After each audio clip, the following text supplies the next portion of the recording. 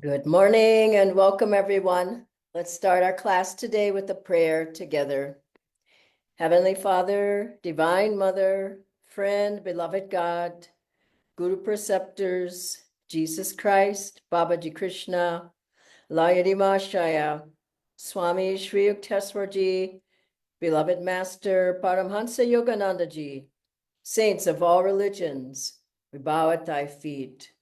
We ask thy blessings on our consciousness, that we may uplift it into thy light. Bless our class today with thy divine presence. Om Shanti, Shanti. We'll start with a song and then an excerpt from a video of Swamiji on this topic of how to achieve your highest potential. Welcome again, friends.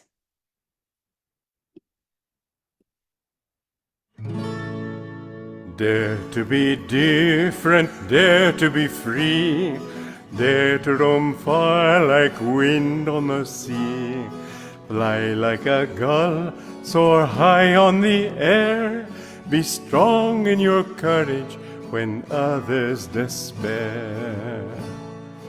Never in anger, never in haste, go without pride, be never abased. Freedom is yours, if freedom you'll give, to all give it freely, in freedom you'll live.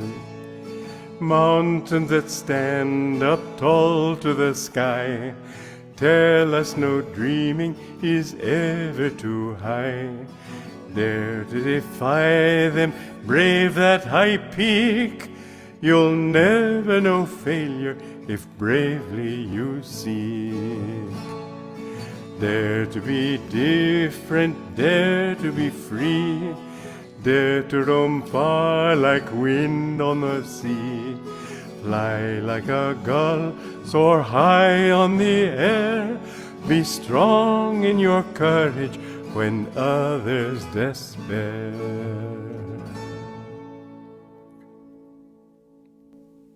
If life could come into existence, if intelligent beings could evolve on this planet to the point where I'm able to talk to you over this television apparatus and go out over the cable or airwaves to your home, that if this could ever happen in this great universe and in all these billions of years that this universe has been as we know it today, then we have to say one thing, and that is that there was always, from the beginning of time, the potential for these things to be there, the potential for life, the potential for intelligence, and yes, the potential for this television program and your ability to view it.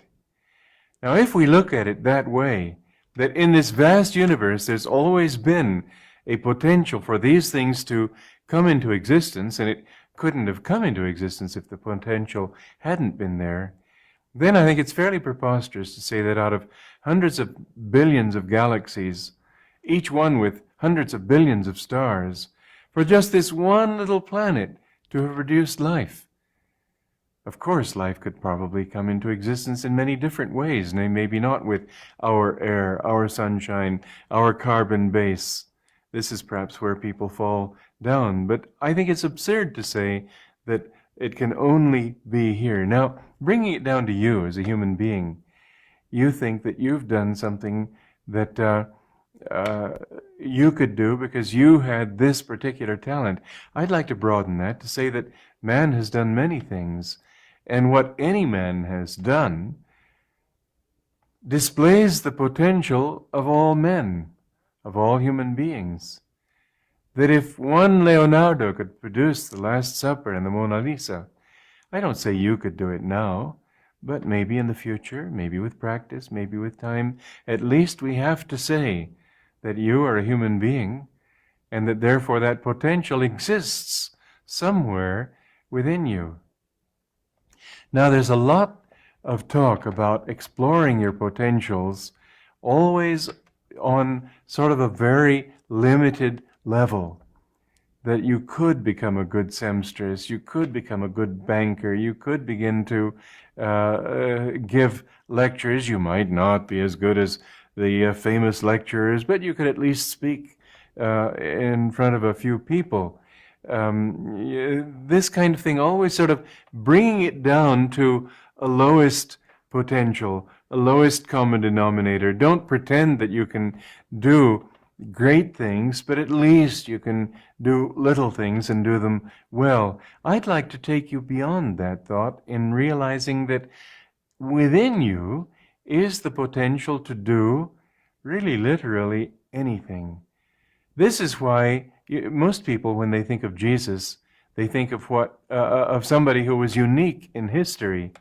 And yet, didn't he say, the things that I have done, you shall do also, and greater things than I have done? He didn't come here to show us how great he was. He came here to show us how great we are in our potential. What the greatest masters, the greatest saints, the greatest wise men and women of all time have been, we have that potential.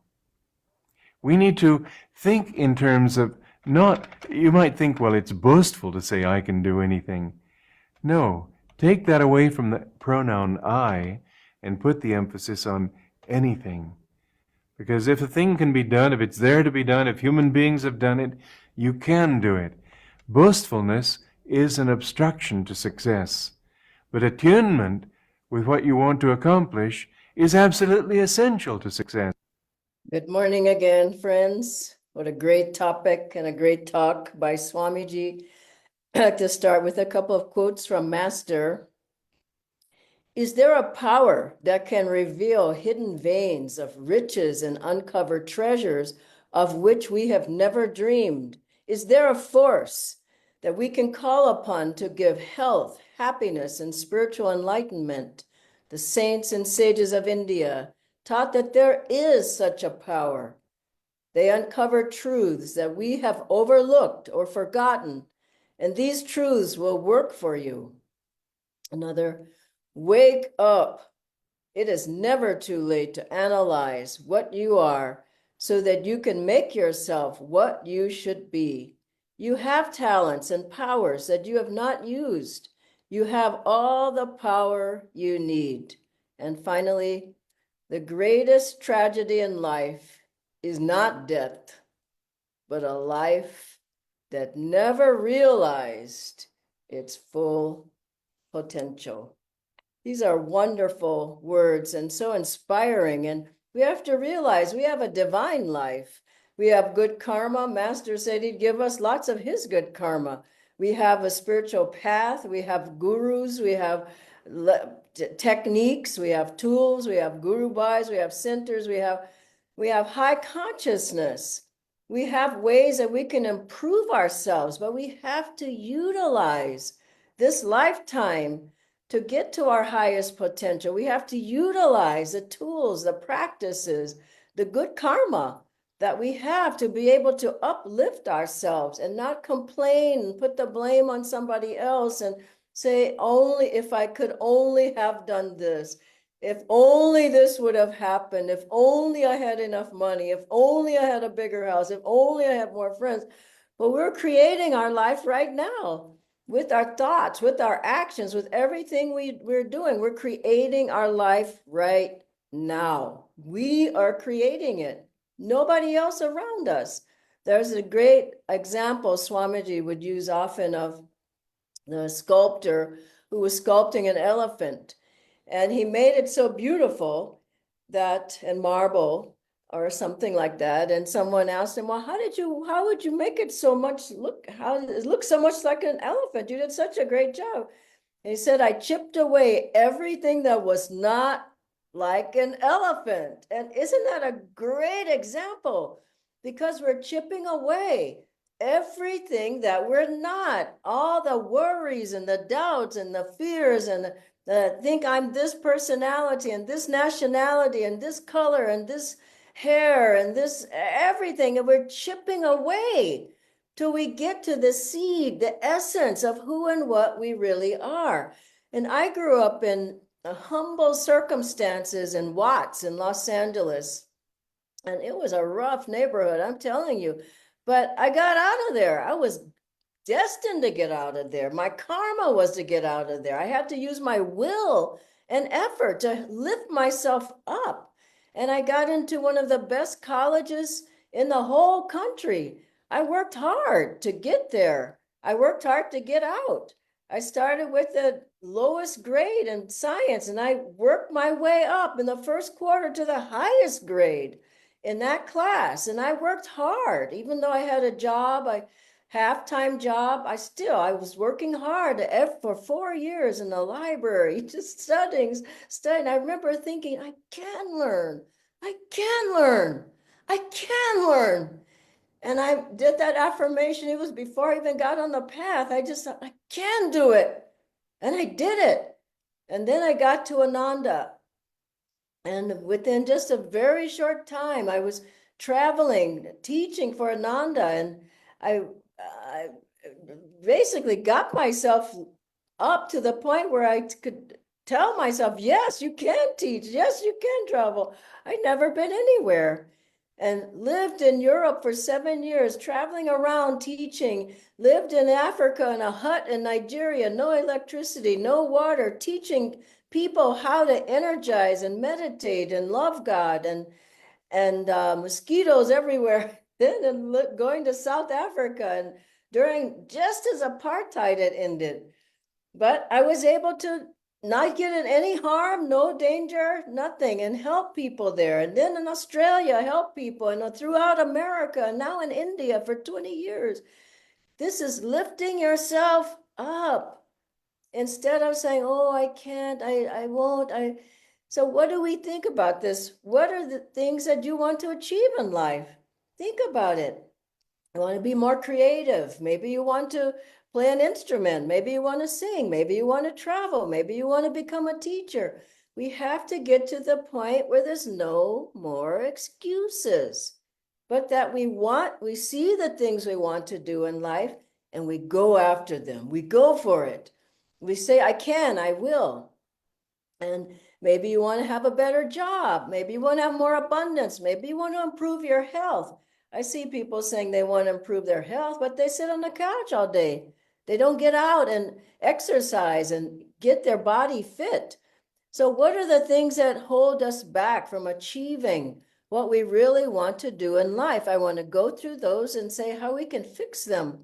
First is low energy. Can't get the energy moving. This is a big problem for people.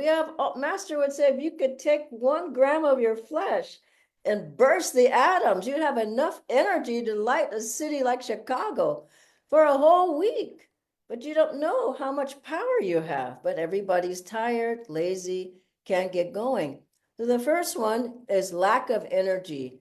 The second is a lack of willpower, the lack of, I want to do it, I am going to do it, I'm setting my mind to do it, and I am going to be successful. We'll go through that one. Another one is lack of positive thoughts that, oh, no, I can't do it. Oh, somebody told me I can never be great at this or whatever. So wrong thinking. Another is wrong company. Another is lack of focus and concentration. So how do we work on these? This is a long topic. I'll do as best as I can in this time that I have. First, if you can lift your energy up, everything changes. I've been doing energization almost 50 years now, every day. I have high energy because of those exercises.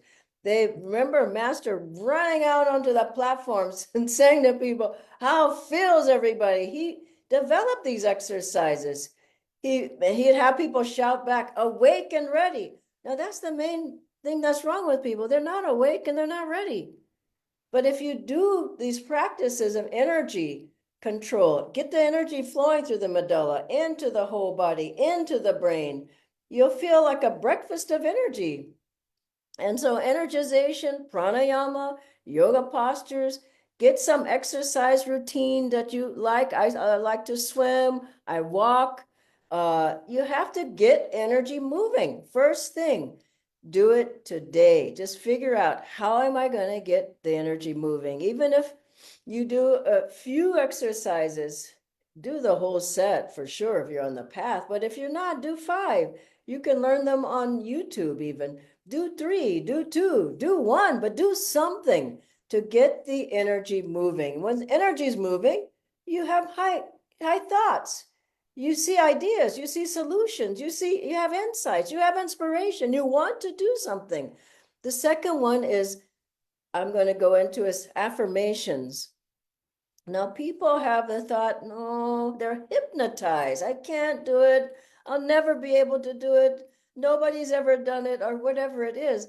We have to shift that. Remember Master walking by Swamiji saying, how are you? Walter, he called him Walter, and Swamiji going, well, he was like 22 years old. And well, and Master said, that's good. And he always wanted you, that's good. Be affirmative. Say yes to life. Say, I can and I will. And change the thinking. And there's so many great affirmations from Master and Swamiji that you can use every day. Change the thought patterns. If you change the thoughts, do I can, then you will be able to. And I remember when I was learning Hindi, I didn't want to particularly learn Hindi, didn't want to speak Hindi, but it's part of why I'm here. I have to speak to people in the language, at least one of the languages, the main language here. And so I worked at it and I really put my energy behind it. And I changed that thinking, instead of I can't do it, to I can do it. Same with learning the Esraj. I can learn. I don't care how old I am. I can learn a new instrument. And I did learn it. And always find something positive to say about everything that may not be so positive in your life. For example, I love these examples of when Swamiji, he said he was in a hospital in Mexico City, I believe it was, and he was going through he had various problems, and he just said, he found out, the doctor told him he'd have to be in the hospital for 2 weeks. He was maybe in his late 20s. No, he must have been, it was before he met Master. So he was young, and the doctor said he'd have to be there 2 weeks. So Swamiji said he found out how much it would cost to be there for 2 weeks. He's, he said, I got well in 2 days. I just willed myself, affirmed that I was well, and they released me from the hospital in 2 days. And think about that. Instead of, oh, I'm ill, you're not ill. The soul is never ill. Maybe the body needs help. Swamiji said, then the doctor came to him once in India. He was in the hospital and he had all kinds of things. I think he was taking on the karma of different ones. And so the doctor said, well, how are you feeling? There was a long list of things. The doctor was looking at the chart. And Swamiji said, great. I just love that attitude. Great. I feel great. Don't go into the disease of the consciousness of the disease, as Swamiji told someone, a great friend of mine. I don't have time to go into her story, but she willed herself and affirmed herself to live many more years than the doctor said, because she didn't buy into it. Affirm it. Do affirmations. Do chant affirmations. Be with positive people. Another one, change your consciousness through meditation. Meditation, I looked at a beautiful statistic. Well, many people in India, a good percentage of people meditate here. We're not even counting all the great yogis in the Himalayas. But I also read in a statistic that in America, that 40% of Americans meditate at least once a week, at least weekly. 40%. Meditation's growing. It's tuning your consciousness to another station. As Master said, he was watching the big movie. As I've told you many times, Swamiji said he was in a mood once, and he just said, do I like being in this mood? No, I don't want to be in a mood. Or you can fill in the blank yourself. Do I like being angry? Do I like being depressed? Do I like being this? And he said he sat down, and for 5 minutes only, he shifted his consciousness to here at the spiritual eye. And within 5 minutes, he completely banished that mood.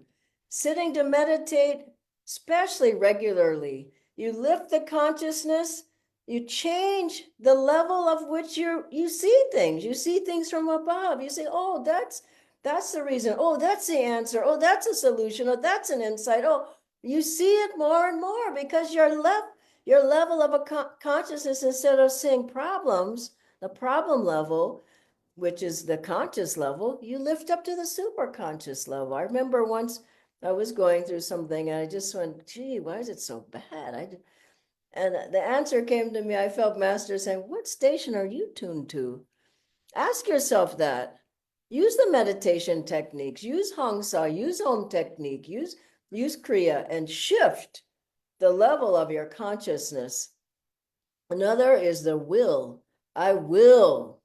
What is will? Willingness, interest, desire. I want to do it. I put my whole heart into it. I will with my own will. Such a powerful affirmation. We'll do that at the end. Another one Master said to say, he said, the greater the will, the greater the flow of the energy, the greater the inspiration, the greater the magnetism. And my own but God-given will. We have to get ignited and not sit passively waiting for somebody else to change your life. I will do it. And my own but God-given will. I mean, he puts so much power into will. And willing does not mean grim determination. It means I'm willing. I love to do it. I want to do it. And the continuous effort. I see so many people drop out. They start and then, oh, they want to learn how to sing. Then after 2 weeks, they don't go to the lesson anymore. They want to learn how to play a harmonium. Then they buy a harmonium.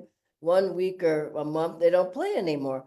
You have to over and over and over and continuous will and willing to make a change. Swamiji said, when editing books, he would edit them sometimes 50 times. My God, go over the whole book over and over and over till he just got it, what he felt Master wanted to say. And I've done that with music, played the same song 50 times until I get it right. So if you want to do something well, you've got to really, the painstaking details, nobody wants to do them. You have to engage yourself and continue. If you want to be a runner, you want to be a swimmer, you want to be a singer, you want to give lectures, go over and over. I remember how many times I went over Hindi to do Kriya. God, my brain was fried just over and over those phrases and those words, but it was successful. Finally, good company. Be with people who are uplifted, who have high energy, who are positive, who are successful. Be with people who have energy, magnetism. Be with God and gurus, and you will find in your meditation, you get ignited. And when that happens, you'll feel that spark of the divine that's within you, that's lit. You can do anything. I remember even before I got on the path, I remember this one time in my mind, it was like, you can do anything, anything. And I felt that was Master just saying, you can do anything. Very soon after, thank God I got on the path because I needed guidance to do the right things. So let's close now with an affirmation. Let's sit upright. Inhale, tense, charge the body battery. Exhale, inhale, tense. Double breath through the nose. Exhale, double breath through the mouth. And repeat after me. I will, with my own will, which flows from the divine will, to be happy, to be well, to be prosperous and spiritual, to be well, to be well. I will, with my own will, which flows from the divine will, to be happy, to be well, to be prosperous and spiritual, to be well, to be well. One final time, I will, with my own will, which flows from the divine will.